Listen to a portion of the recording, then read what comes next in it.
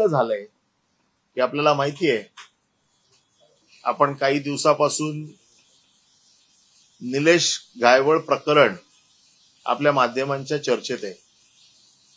निलेश गायवळ हा कुविख्यात गुंड महाराष्ट्र सरकारच्या हातावर तुरी देऊन देशाबाहेर पळून गेलेला आहे. त्याचे गुंड थैमान घालतायत.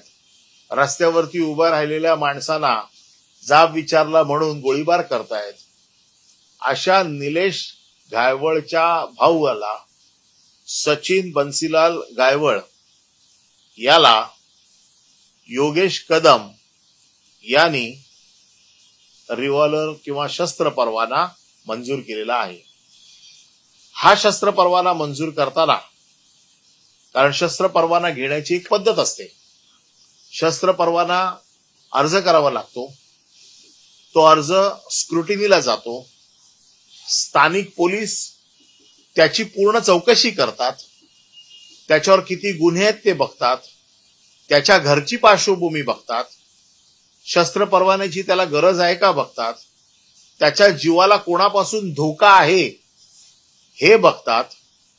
आणि जर पोलिसांना वाटलं की याला शस्त्र परवाना देणं गरजेचं आहे तर शस्त्र परवाना दिला जातो.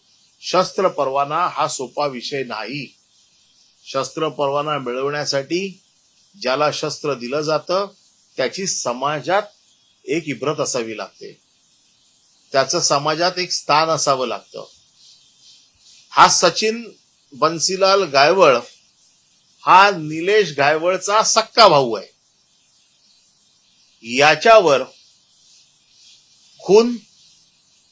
खुनाचा प्रयत्न, खंडणी असे गुन्हे होते. योगेश कदम यांच्याकडे येण्याच्या पूर्वी ज्या वेळेला पोलीस